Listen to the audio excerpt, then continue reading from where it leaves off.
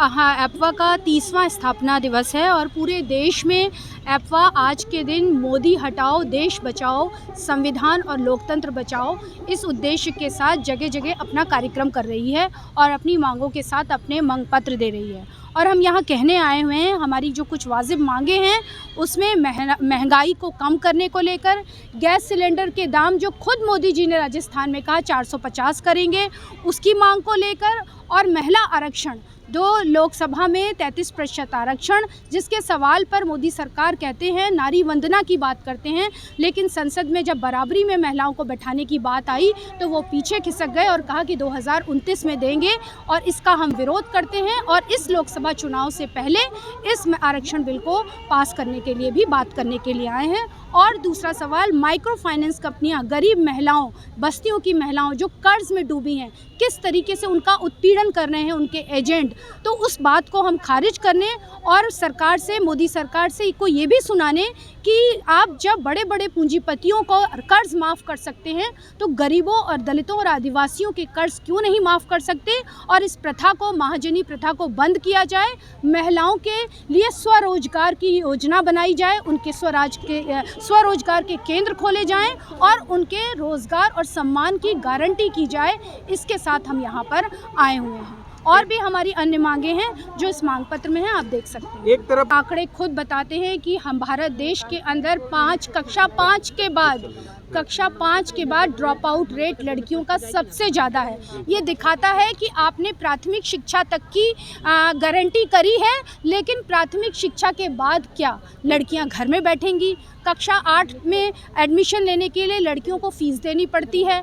कक्षा 10 और कक्षा 12 में हासिल करने के लिए उनको कई किलोमीटर दूर जाना पड़ता है। उच्च शिक्षा की तो बात ही छोड़ दीजिए, किसी भी ब्लॉक, किसी भी प्रखंड में आपके पास उच्च शिक्षा के केंद्र नहीं है। क्यों मोदी सरकार जब बेटी बचाओ बेटी पढ़ाओ की बात करती है, क्यों नहीं लड़कियों के लिए विशेष स्कूल खुलाती है, उनकी व्यावसायिक शिक्षा की गारंटी करती है? पर उनका तो दिमाग अपनी राजनीति, लोगों की धार्मिक भावनाओं को भड़काने के लिए रखा गया है, जिसका हमने उदाहरण 26 जनवरी से ठीक पहले 22 जनवरी को पूरे देश ने देख लिया। देखिए, ये झूठी नारा पूरे देश में प्रचार करने के लिए भी जनता की गाढ़ी कमाई का पैसा को बर्बाद किया जा रहा है।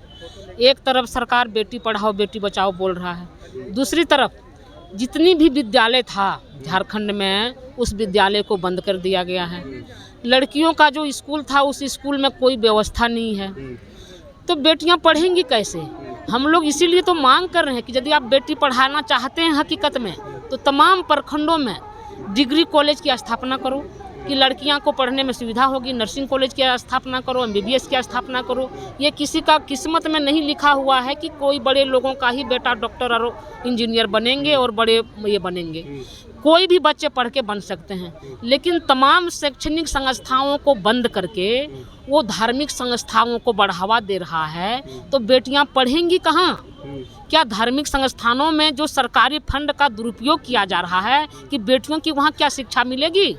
तो इसलिए हम विरोध कर रहे हैं कि मोदी जी का ये झूठा नारा, हम जहाँ हैं यहाँ के सांसद धार्मिक संस्थानों में पैसे बर्बाद कर रहे हैं, और जो शैक्षणिक संस्थान है वहाँ विषयवार शिक्षक नहीं है, वहाँ कोई कॉलेजों में टीचर नहीं है, वहाँ पढ़ाइयाँ नहीं हो रही हैं, तो बेटियाँ पढ़ेंगी कहाँ? बेटियां बचेंगी कहाँ? जहां बलात्कारियों का संरक्षण दे रहा है, बलात्कारियों को जेल से रिहा दे रहा, बाइज्जत बरी कर रहा है, और हमारे जो मुख्यमंत्री को झूठा मुकदमे में फंसाया जा रहा है। इस हिंदुस्तान में जो मोदी के खिलाफ बोलेंगे उनको जेल में डाला जाएगा, और जो मोदी झूठी बात को स्वीकार करेंगे उसके लिए खुला छोड़ दिया जाएगा।